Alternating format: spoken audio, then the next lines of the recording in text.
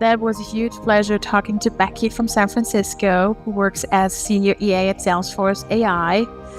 What a career, and really had a deep talk about, what went wrong sometimes and where did our path actually go into a different direction. And she also helped me, opening up about the time when I once got fired from a job. So this was really a nice talk because it was so authentic, and careers often go in different directions.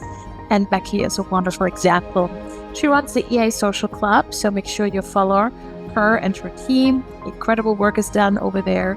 So jump right into a great talk with Becky.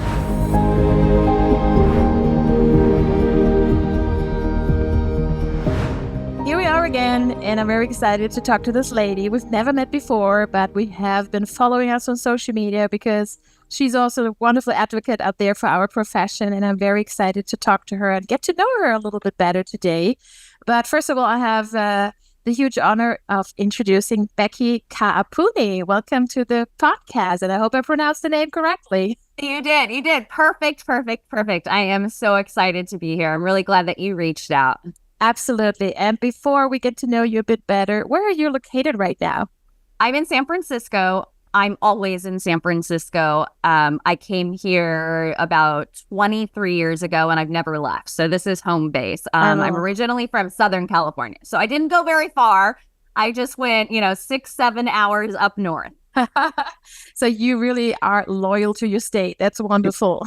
I am. But I do spend a lot of time in Seattle as well. And I mean, I love going to the other states, but yeah, I am pretty loyal to California. Absolutely. But, just in case there's any changes coming to your life and you could pick a new destination, which is outside the U.S., would you be interested in going somewhere nice? Oh, so many places. I mean, it's actually a dream of mine at some point to be more remote so that I can travel and I can stay in places for a longer amount of time, which is what you do. And so I loved hearing that from you because that's definitely like a part of my future. I would say I really, really, really would love to go live in like Denmark, Prague. I would love to be in a place surrounded by water where it is completely all around me. I mean, luckily we have that advantage in San Francisco, but I don't see it on a daily basis. So I would love to definitely be in a different environment where I'm like right there on the water. It's just so calming. Absolutely. I fully agree. I need water around me too. Yeah, it's so funny that you actually mentioned Denmark because we just had a quick laugh because I was asking you about your last name, and probably you have to pronounce the name quite a few times, especially when you're on the phone or talking to someone. And I thought when I saw the name for the first time, I thought she must have some Finnish heritage. So funny. But you told me it's totally different direction. So where does the name come from? Yeah, it's Hawaiian. So sometimes people think that it's Italian. I have never heard anywhere else outside of, I'm Italian. But yeah, it's Hawaiian. And you double pronounce the A's. I generally do not have to explain it very much. Most people are just like, okay, whatever. And then there's the Americanized version, or I shouldn't say Americanized because Hawaii is part of America, but the non-island version, the Haole version is Kapuni. So I get that a lot too. Yes. But is there any special meaning behind the name? I mean, not really. It's named after a road. I think back then it was just based upon families and whatnot. So I came into the last name through adoption. My dad's stepfather was Hawaiian, and so he raised my dad, and we took his last name, and it's been my name forever. So it's been absolutely a beautiful name to have. It is a beautiful name indeed. So thank you for sharing the story with us. Of course. So Becky, we would love to hear a little bit about your career. And do you remember, was it a long time ago? Probably. I don't know how many years you're out there in the profession. I have 20 years plus. But what was it like, entering this first role, being an assistant? Tell us about it. Yeah, I mean, I graduated college. I went to San Francisco State. That's when I made the trek up to San Francisco. And I had no idea what I was going to do. I mean, that's literally what happened. And as I was sitting down and trying to figure out, okay, what can I do? I realized, well, I help people. I schedule things all the time for myself. I'm constantly planning things. And so I figured, maybe that's what I should do. So I started looking at assistant roles. And my first one out of college was at a publishing house. Mhm. And it was actually a distributor. And I went there, and that's kind of where I started getting the assistant role down. But I wouldn't say that I didn't go like all in and really start leveraging my career until about 10 years ago. Wow. Yeah. And how, I mean, we're going to talk about more about also the network and everything you do to support other assistants. But when you entered this new role, I mean, it was just full of surprises, I can only imagine, right? So was it hard Yeah. for you to get, on the job? I think in the beginning it was really easy. I very easily took to doing what a general assistant would do. That's stuff that we kind of do in our everyday Mhm. life. So I was very used to that. And at that time in my life, those were generally the roles that I was doing. It really shifted when I went to Goldman Sachs. Mhm. And when I went to Goldman, I would say I really started realizing, okay, the EA role is a lot more encompassing. There are a lot more expectations. And it was something that I really just had to learn by going through the process, Can imagine. And so when I was at Goldman, I mean, that's really where I started. But then I shifted and went into tech eventually about 5, 6 years later. And that's when I really, really started to hone my skills. Absolutely. And Goldman was for sure a very prominent name already, but your career just started with other prominent names. So guide us through the tech phase in your career because you've been working for some major companies out there. Yeah. So, I mean, I really started my career at Goldman Sachs. Then I went to Bank of Montreal, BMO Capital Markets. I had done a very small tech job in between for a few months, Okay. and it was awful. And so I'm thinking to myself, okay, I cannot do this. Like, tech is not for me. So I went Mhm. back into banking where it was safe. At least it felt safer for me, very predictable. And I was there for 4 years. And then I was like, I live in San Francisco. I need to make more money. Mhm. How am I going to get there? And I realized, okay, it's time. It's really time to switch your focus and go into tech. Now, being somebody who has lived in San Francisco for as long as I have, I didn't adjust to tech very kindly in the beginning. So it also meant that I had to shift my focus and go, okay, now I'm embracing this. Yeah. I am going to do this. And so one of the first startups that I went to was, well, I mean, I've been to several, but Node Prime was one of the very first ones. And that was actually where I made my first $100,000 in Mhm. my paycheck. And it was like, whoa, like, Milestone. okay, milestone. Now, this was years ago, but this was like milestone because I was Right. making anywhere from 40, 65. I mean, that was it. Mhm. And so Node Prime had been acquired, and I then went to Mixed Panel. I was there for a little while. And it just, it really wasn't working out. I actually talk a lot about my entire career in a lot of the podcasts that I've done. So I Yeah. don't want to like bore anybody, Okay. but it just didn't work out. And that's when Twitter called. And I was just at this point, do I continue in tech?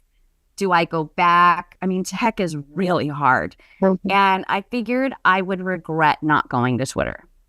Yeah. And sure enough, I would have because it was by far one of the best jobs I've had. It completely changed the outlook of my future. It taught me so much. I mean, Twitter And is an amazing place to be, and it's at the forefront of everything, at least mhm. pre Elon. And so Mhm. to just be a part of that culture and that dynamic and how the world is changing, Mhm. you really see it inside Twitter. So the focus of, DEI Mhm. and community and belonging. I mean, these were things that I had never been exposed to in Mhm. banking. So it was very refreshing. I decided to leave Twitter and I wound up at two small startups. And And the first one did not work out. I was fired after 3 months by a very young CEO. was this the Uh, first time you ever got fired? That was the second time I had ever been fired. And so far, I've only been fired twice. I was fired once. But it throws you for a loop, right? Yeah. I mean, I don't know what your experience was like, but mine just kind of came out of the blue. Yeah, mine too.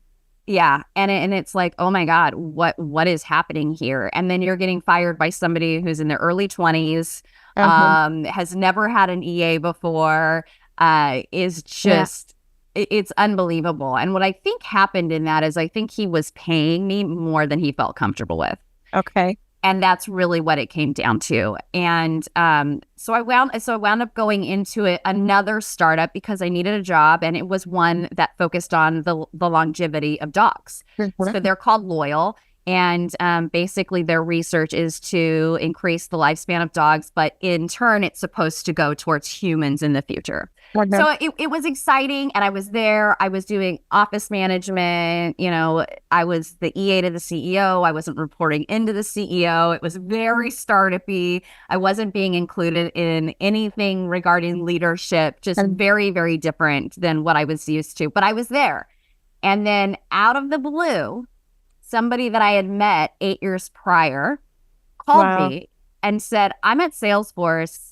You couldn't work for me 8 years ago because, you know, the stars were not aligned. I had a startup. I didn't have enough money to pay you. I want you to come over here now. Oh, wow. And the power of network, right? Yeah. Seriously. Yeah. And so I had a little quandary about it. I was like, I just got to this startup, you know, I feel really weird moving again. This was like my fourth job in the year. Yeah. And it was that same thing. I am going to probably regret not doing this. So I'll do it. And again, it's been one of the best decisions that I could have ever made. And when I came in, I went into Service Cloud. But my executive and I quickly moved over to AI. And so she is now the CEO of AI. So fast forward, you are now with Salesforce for how many years? So it'll be 2 years in October. Wow. You know, yeah. So and it seems that you ended up in the right department because that's the trending department and the trending topic for our world, right? You know, and it's something that also is worth touching upon is that the roles that I've wound up in, like supporting the head of all engineering at Twitter on Jack Dorsey's staff, supporting the CEO of Salesforce AI, these were not intentional. I did not go after these roles to get in those positions. I happened to find myself in them. So, I mean, anything is possible. And just leaning in with curiosity and really like being there for the changes and the moves and being fluid and really loving the people that you support will take you to great heights. Absolutely. And I bet there was never a moment where you actually regretted looking back, right? Because even if it felt like, okay, closing another door and it's, as you said, it's the fourth job in a year, but hey, there's the opportunity I need to grab, right? Right. I mean, there is the opportunity. It presents itself when it presents itself. And we are the CEOs of our own life, right? Sure. And when you look at places like a little startup, I mean, not little, I don't want to undermine it at all. It has actually raised a lot more money since then, and it's doing really well. But when you go from a startup to a huge company like something like Salesforce, which is, you know, 80,000+ employees, the offerings are also different. Right. So, you know, what you are able to achieve as an EA financially is significantly different when you start looking in big tech. Yes, indeed. That's true. Yeah. But I think you motivated so many of our listeners and viewers about, you know, should I change this job right now? I got this offer. Because when I look into Germany right now, we have a very good job market for assistants. Amazing. Even if we all know that AI is here and AI is reshaping the role, obviously. But it's a wonderful market right now. We have so many open positions and the salaries finally get higher. So I also do encourage a lot of assistants out there, like, you know, go and, you know, take this chance and, you know, jump in this opportunity. And I think what you just shared with us just gives so much courage to those out there who are just, changing paths right now. So thank you so much for that Of, encouragement. of course. I mean, I think that it's so important. I think first, it's really important to get clear around what type of support you want to be. Right. Like, are you fine working 9 to 5 and you don't want and making money is not your main concern? I mean, it's just getting really clear because it is not easy at this level. It does not mean that I work 40 hours a week. So you have to like really define that. And if you are open and you really want to achieve, it's there for you. It's just finding those opportunities, seeking it out, and, putting yourself out there and getting over your own fear. It is so true. Absolutely. Yeah. So also, tell us, excuse me. Can I just ask you, of course, what are the salaries right now where you are? What is the range you're seeing? Well, it really depends, but usually in Germany, reaching the 6 figures is pretty tough. You need to be on a very senior role, and you need to be, highly equipped. But we are getting there. We are really getting there. It all depends, of course, on the profile. It depends on the company. We usually have pharmaceutical companies who pay more, the tech companies out there. But it's very hard to see what is changing now in a couple of months, because there's so much dynamics out there. And but I always say, know your worth. Go out there, check out the market. We have a lot of great recruiters who are really specified on assistance role and very high skill assistance role, and they have access to companies, access to roles that will never be placed. Right now, I was just, someone reached out to me about working for a family office. That's also a totally different environment, and you need to be aware if you want to work for these, high net worth people, and 24/7. Absolutely. So I never had this opportunity. I don't know if I would grab such an opportunity because it's a different role. But let's see how that works. So it's out there, and we just talked to a few people. So let's see how easy it will be to be filled. But I'm glad to see that finally we are sitting in the driver's seat as assistants, and we can ask for more money. We can ask for learning and development programs, and we can ask for bonuses, because sadly to say, it's not very common that assistants have bonuses in Germany. It's a pity. Yeah. Yeah, I mean, I would say that, a lot of that is potentially true in the US also. It really depends where you're located. Yeah. In San Francisco, we're positioned pretty well, but it's completely different in New York and LA, which are major places. True. So it really depends on the company you go after, what their values are, and getting really clear about those things when you're choosing a place. Absolutely. It's true. Yeah. So we're curious to find out, what is it like working for the for this wonderful CEO you work with in the AI department.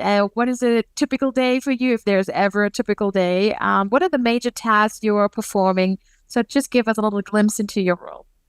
I mean, I do everything. There is a lot. So you are the CEO, the chief everything officer? I wouldn't go that far. I have a great team behind me. There are 2 EAs that are a part of my group, and there's one in particular that has been helping me a lot to offload some of that work. There did come a point where it got to be way too much. Yeah. And I just couldn't pursue anything else because I had no other life. So thank you to Colin for stepping in and really helping to take some of that load for me. But I do everything. I mean, I am definitely an extension of my executive. If she has a question, if she needs me to track down something, of course, there's always the scheduling, the expenses, the travel. We work a lot on podcasts. Ask More of AI is her podcast, and so that's really fun. She's actually recording right now. You told me earlier, right? She is, but she's recording a different podcast right now. So funny. So, I know. We're just in a sync right now. So aligned. Absolutely. Well, my whole schedule revolves around her, right? And so when I have the opportunity to do podcasts or anything of that nature, then it completely has to revolve around her schedule. So she is my number one. She is my primary. I put her above everything. She can contact me at all hours. I'm very, very dedicated to her. I give her white glove service whenever I am with her. Fortunately, at this time, I do not travel with her. So that does help a bit. And I, can stay here and not have to worry about Right. being on site with her. When I am on site with her, I am unable to do the other work that I need to do. So it kind of backs everything up. What do you think would she answer me when I ask her about what do you value the most about Becky? Oh, she would say, so she has said to me before that when she sits down to do a project, she goes, "What would Becky do?" Becky would just do it. Love it. So, yeah. So I get stuff done. And then, a lot of Hands-on. Sounds like a hands-on attitude you have, right?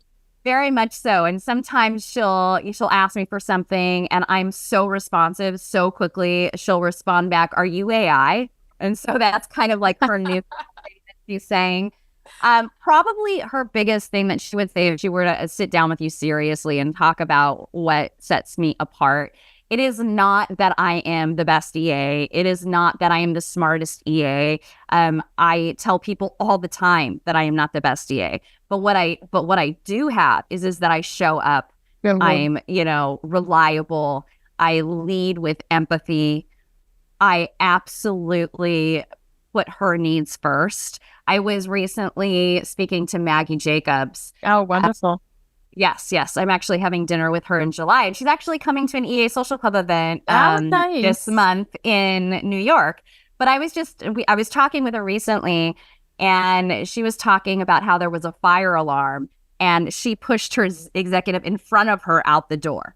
And I mean, that's literally how we react, right? Sure. Absolutely. Everything is about that executive. Everything we are body women, right? Yeah. I mean, It's it's just guiding them from place to place, making sure they have what they have, making sure that, their needs are fulfilled. And a lot of that takes time to figure out. But if you have an executive who knows what they want, then they will definitely utilize you. Yeah, My executive knows exactly what she wants. She knows how to utilize her EA. She does not have that issue. But sounds like a very transparent collaboration between you guys. That's wonderful. Yeah. So I'm very curious to find out how you organize yourself, Becky, and what are the tools that you organize or you use together with your executive? Do you have a Kanban board? Do you use any little apps that you are sharing? Maybe a few things you want to share with us? Yeah, so I go pretty old school. I have tried many different things, ClickUp, Airtable, Asana, you name it. I've tried it. There's a twofold reason I don't. I guess the most significant one is that for me, it's more time. Mm-hmm. And I am moving so quickly with so many things on my plate that I need to use what's at my disposal. And so what I do generally is I snooze a lot. Oh, yeah. So the minute I answer something, if I know I'm going to have to follow up on it, or if I need to follow up on it at some time, I just snooze it. Mm-hmm. I generally work on inbox 0. So the minute something is completed, it gets filed away. Good. We use Slack. Big fan of it. Yeah. We use Slack for almost everything. We are a Slack first company. I mean, we own Slack. Of course. So Salesforce, requires that we use it very consistently. So everything is in Slack. What's great is that I use Later a lot. I use the remind button a lot. And what you don't have access to yet are lists. Oh, and those will be life-changing. So basically, when something comes through, you can click add to list. Perfect. And then it's populated, and then you could just go back to it at another time. Also, another trick I've learned is adding calendar holds with documents that I would want to look at daily. And then that way it's just there. It pings me. I have access right through the invite, and that helps a lot. One of the reasons I don't use more products, though, is because Salesforce has a lot of restrictions. Yeah. Now, I do use EA Buddy, and I'm able to. Great. Yes. And HEPA is just an amazing, amazing person. She is the founder of EA Buddy, and she really has, EAs at the heart of what she is doing. And so I use EA Buddy a lot. It is not restricted at this point, so I can do that. Mhm. And I know that we have a future question to get to about AI, but I use Claude. You can jump in right away if you want. I use Claude every day. Good. I hear so many good things about Claude. So, yeah. I mean, there are obviously lots of products out there. And I know some people would say, oh, Gemini from Google is the best one. Oh, no, it's OpenAI. But it's good that you mention it because, we have options out there, right? Oh, we have so many options. And I mean, it really depends on what you're looking for. If you're looking for writing, if you're looking for something that can hold a lot of text. So, for example, my executive needs to listen to a ridiculous amount of podcasts. I mean, so many to stay up and current on AI because it changes so quickly. True. And so what I do is I plug the podcast into Claude. It runs a summary for me. Good. And then that's what I give her. And so if she needs to have, further information, we can change the LLM, feed it a different question, or I can just hand her the transcript. Perfect. But that's one way to use it. I mean, ChatGPT has the ability to do more, I would say, of the creative type of things. And I mean, you can use AI to literally help you do anything. Of course. Yeah. And one person that I really recommend is Fiona Young, and she does an AI cohort. Right now, she's also doing a challenge for June. And, it's really great because you just go in, you work with AI, you talk to her about it, you talk to everybody. But her cohorts, she actually takes you from the very beginning through like what you can do with it. I mean, it's astounding. It's really astounding and mind-blowing. And please remind me that we put this in the show notes so our audience can reach out and get some more information about what you just shared. That would be amazing. Of course. Yeah. Fabulous. Yeah. And, there's so much to explore. Oh, boy, there's every day. It seems like there's a new tool, a new app to explore. And sometimes it's a little bit demanding, isn't it? And exhausting because you always have to think of yourself like, can I keep up with all these challenges? I need to read this piece. I need to go here. I need to check in with my peers. So do you put pressure on yourself when it comes to, constantly upskilling? Yeah, I mean, it's tough. It's really tough. I mean, especially as I get older, right? And I'm not being raised within all of this and, naturally taking to all of the programs and the apps and all of that. And I would say when AI started coming out, I was a lot more hesitant, mostly because I felt that it would be too complicated. I did not realize that once you just have the basic tools that you're able to figure a lot out, not to mention that you can just play with it and figure a lot out that way. I think the best way to integrate it into your life is to integrate it into your work. And, try and come up with ways that you could utilize it to help streamline your workflow. I mean, AI is game changing. Absolutely. And instead of pushing it away, it's so important as an EA in today's world to embrace AI. This will level up your career. It will level up your work product. I mean, it is there to help you. Now, I will give a disclaimer. You have to always double check your AI. Oh, yes, that is true. Yes. Yeah, that is so true. Right now, it is not smarter than you are. I mean, it does not have all the information. It is fed information. So you definitely need to verify it. So important. Yeah, but get in, like lean in, like start, you can start easily. You can get Claude. You can take a podcast that you want to listen to, grab the transcript, put into Claude, summarize this for me. You can even summarize this for a non-technical person or however you want to phrase it or whatever you're looking for.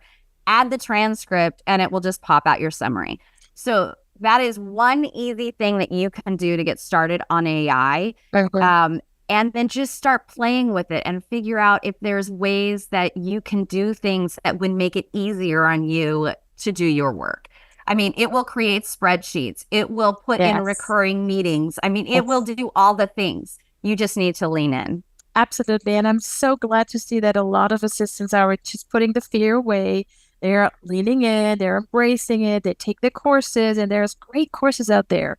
We Yeah. have in Germany great courses. We even have certifications. I'm coming into companies where I consult and they actually educate their assistants to become AI ambassadors, Amazing. always there, at the forefront in order to, embrace it and learn it and also train their teams, train even the executives, especially when they work Yeah. with older generations of managers. And that's huge.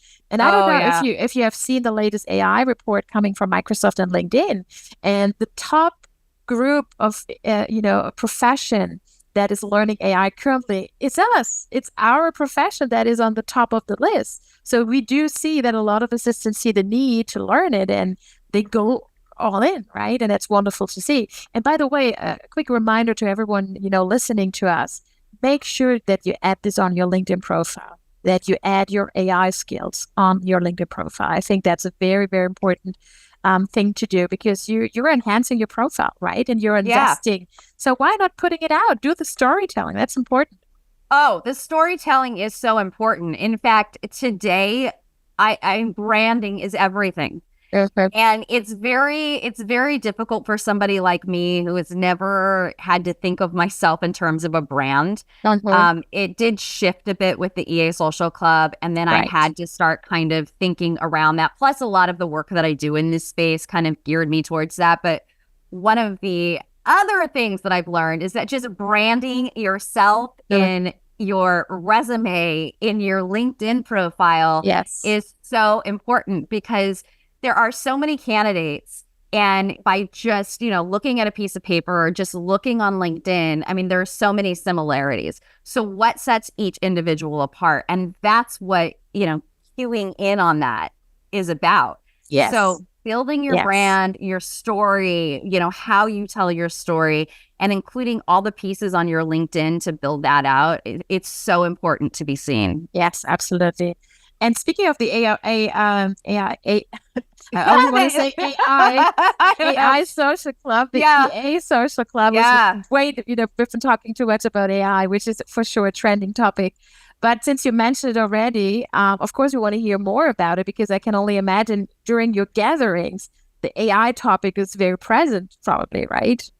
Yeah, well, I mean, the EA Social Club has definitely become something on its own. I decided that I wanted to actually meet other EAs in the community in a non-competitive environment.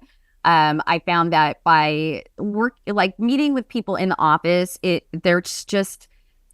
there can just be so much drama or so much that can be carried into that. And so by removing the workplace from it, the competition, and becoming more of like an equal peer status, it was amazing the conversations that opened up and how people feel more at ease and like they can really learn and grow and be a part of a community. So that was super, super important to me.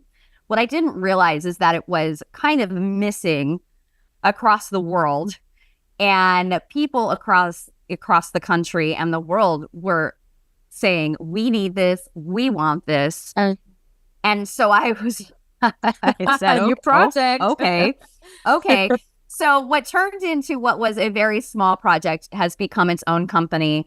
And now, I basically have 2 full-time jobs with my executive leading, my primary job and being at the forefront. But when I am not doing that, I am completely doing the EA Social Club. And it is just amazing. Congratulations, by the way, for Thank you. Huge, huge amount of work you've been doing and for giving back to our community. Thank you. Well, I'm very fortunate that I have 5 people who work with me and who are on my staff. So if I wasn't able to have those volunteers leaning in and really treating this like a company that they believe in and that they want to see progress and become something, I wouldn't be able to do this work. There's no way that I can support my executive and create all the inner workings of the EA Social Club. So I have an amazing team behind me that does that, and it's incredible. Absolutely incredible. Big shout out to the team. Yes, yes. Thank you so much. I mean, it's amazing. So when is the next gathering? Which city? What's on the agenda? Do you want to share a little bit? And how can we become members? Yeah. So I actually have an event tonight in San Francisco at McCormick's, and we're moving to a bi-weekly event schedule now. Before, it's kind of been random wherever it is, but we're in various different cities, and it really depends on the hosts. So I have hosts like throughout, and we are always looking for more hosts. And you can sign up at www.easocialclub.com, and all the information is there. I mean, there's other things that we offer every 6 weeks. We have coffee chats, and so basically you join these and you get paired with up to 10 different people across the world that you can network with. And then, of course, we have our in-person events, and then we also have some virtual events that we offer, like a happiness workshop, as well as some other things that we will eventually have kick off. And once you become a member, you can go behind the scenes. You get added to our Slack channel. It's just, we're trying to create this world where we can show up for one another, and we are using our collective knowledge and our collective spirit to see each other grow, watch each other succeed. I mean, there is absolutely no competition, and everybody is there, with the best interest. So it's been life-changing. That's wonderful. Yeah. So in 5 years from now, your vision, where is the club? Well, 5 years from now, the club is completely built out all around. We have thousands of members. We are able to do, travel groups. We're able to have, workshops that last a week. We're able to really give more. The one thing that the club doesn't do, and that I just want to make clear, is that we are not a training place. Right. So there are many other resources to go to get trained. And so people will hear me all the time talk about the influencers in the space who are your go-to in order to get that information. We are purely about creating a holistic approach that people can join and show up as they are. I mean, literally, if you can only get to an event in your sweatpants and you're still on the phone with your executive, do it. Nobody is going to judge you. It's more important that you're there than it is what you have to bring with you to be there. And that is exactly what I'm trying to create. And I know mentoring is also a huge part of the club. Why is mentoring so important for you? So mentoring started before the club, and it's just kind of been a part of my ecosystem for about a year and a half. I would say that it really sprung from my experience with other EAs in the workplace, which is also where the club sprung from. Being involved in those toxic environments that were so competitive, where EAs were just so cutthroat. I just hate other people having to experience that. I hate other people not being mentored in the workplace, not being given an onboarding. Not that people are onboarded. I want to make that very clear. The majority of people do not get a proper onboarding. True. What I believe is that the EAs as a community should show up for questions and not put somebody down because they ask a question. One of my big taglines is there's no stupid questions. Right. And, just ask. It might remind me of something. It might reteach me something, so I think that it's all inclusive and can really affect the culture and the environment. And when we're showing up for each other, giving back, sharing the knowledge.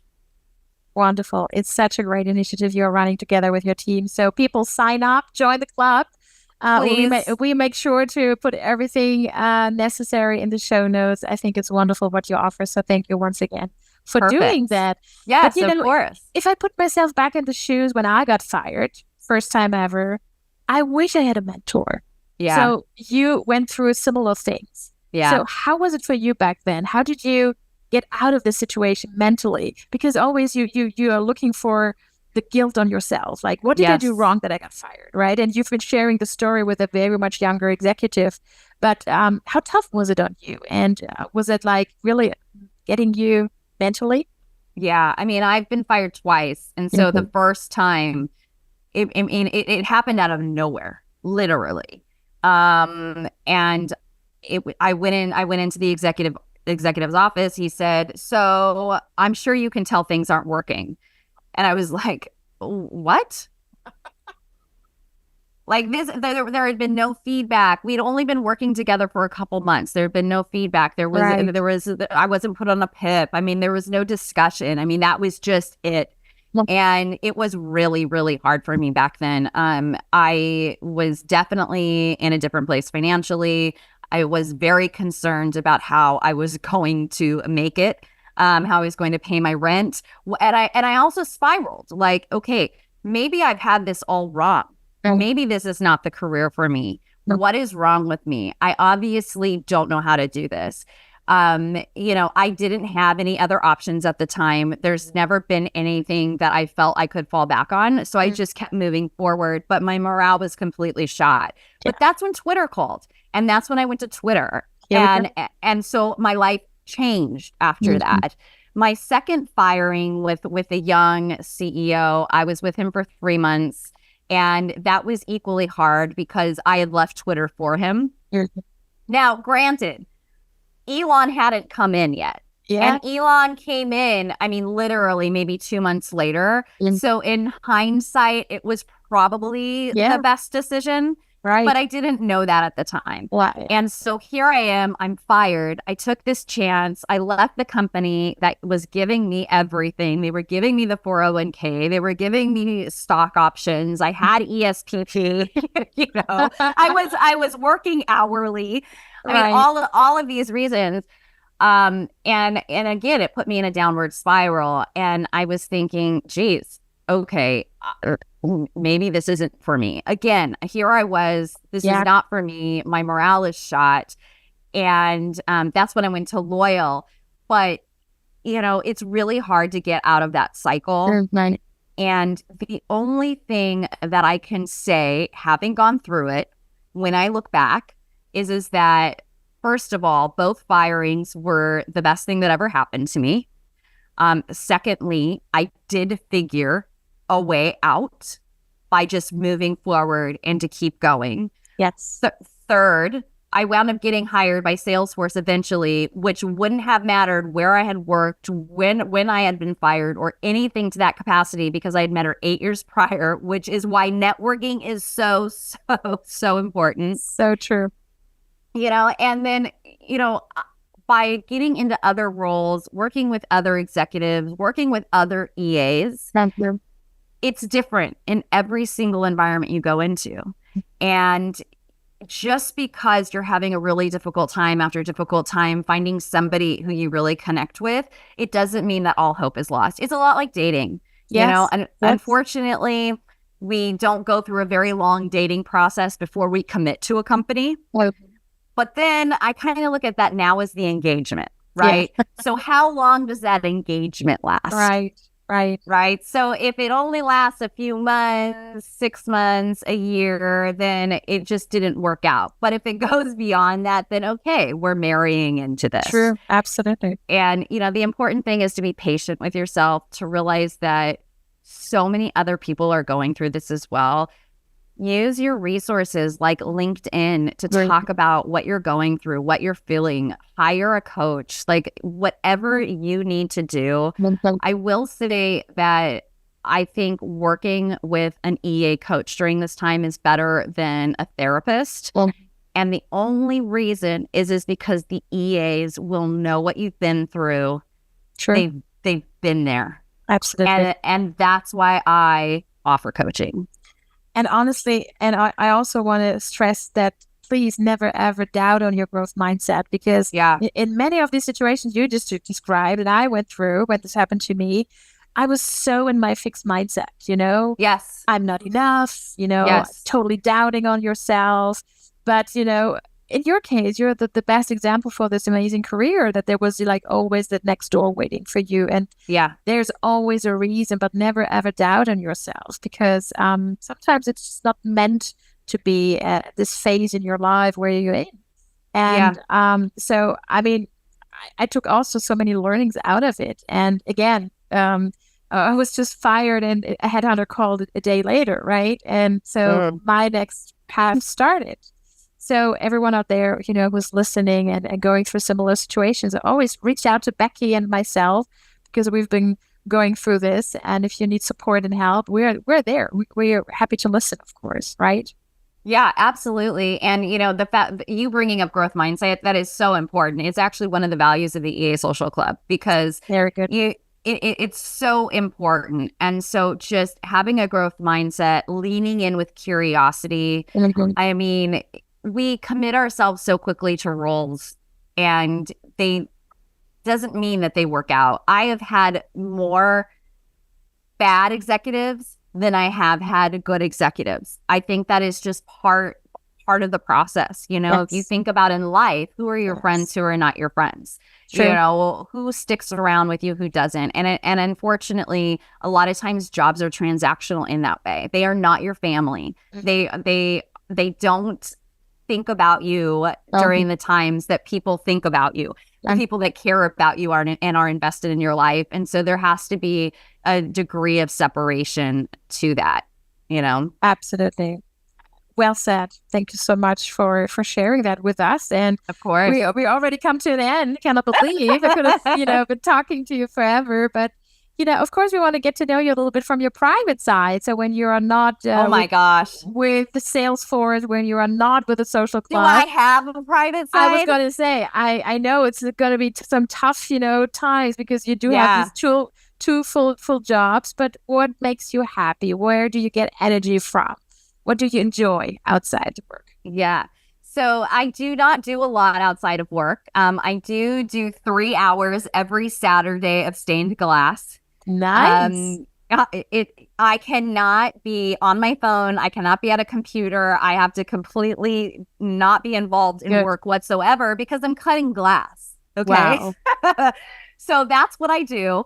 And then I do try and work out. Lately I've been boxing, nice. But it gets really, really hard. I work so much. So between all of the LinkedIn branding stuff, and then, I have my career, which is obviously of the utmost important. And then I have the EA Social Club. So literally that leaves me just time to sleep. And if I'm lucky, I get an hour of TV in a night. I love TV, but I only get an hour. Netflix or Amazon Prime? What's your favorite?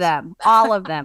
Right now, I'm finishing the Partner Track. I like on Netflix. I love watching shows about women, women who know what they want, who go after what they want. This is how you learn you can do hard things. Absolutely. And just having those examples and following those examples, it just helps. That's wonderful. Yeah. So yeah, that and my dog is my world. Yeah. Yes. And I'm so glad that we had this opportunity to talk. Me so too. Much great stuff you've been sharing with us. I cannot wait to release the episode, and we'll make sure to mention everything you shared with us in the show notes. And everyone, please reach out to Becky. We're going to put her LinkedIn profile as well in the show notes. It's been such a great pleasure talking to you. We need to give a shout out to Hefa, who put us together, right? Although we have been linked to each other already, but I think she was really the initiator of you two need to talk. She's amazing. I mean, she is amazing. She is just one of the most lovely people. And the fact that she cares so much about EAs, I mean, that just touches my heart. And she's building great products for us. So make sure that you check in with the EA buddy. We are also going to put this in the show notes. Great. And by the way, I'm going to mention her in my next newsletter. I was just in touch with her the other day about her product and how I can support her. So it's going to be in my next newsletter. Amazing. So I know we do have a lot of listeners who also follow the newsletter. So make sure you go on the video and you should check out the link that's in there. And it's wonderful to see great reviews like you've been sharing, the reviews. And there are many other reviews out there, especially also coming from law firms, which is great. Oh, okay. And wonderful.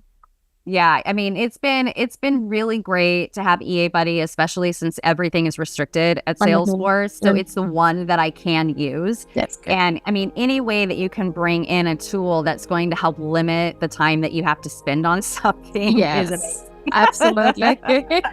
We love efficiency, right? As assistants. Yes. So once again, a huge pleasure talking to you, Becky. Thanks for coming on the show, and all the best for for all the wonderful plans you have with your social club and, of course, your career. I think there will be so much more to hear from you, and I'm glad you were on the show. Thank you. It was such a pleasure to meet you, and I really enjoyed myself. Thank you. Thank you so much. I know you had a great time listening to our conversation. Maybe you even watched it. Don't forget, check out YouTube as well, because we stream on YouTube and, of course, all major podcast channels. So thank you for this very honest and open conversation, Becky. I truly enjoyed having you on the show, and hopefully we get to meet in person one time. Until then, all the best for everything you do, and especially big applause for all the work you do with the EA Social Club.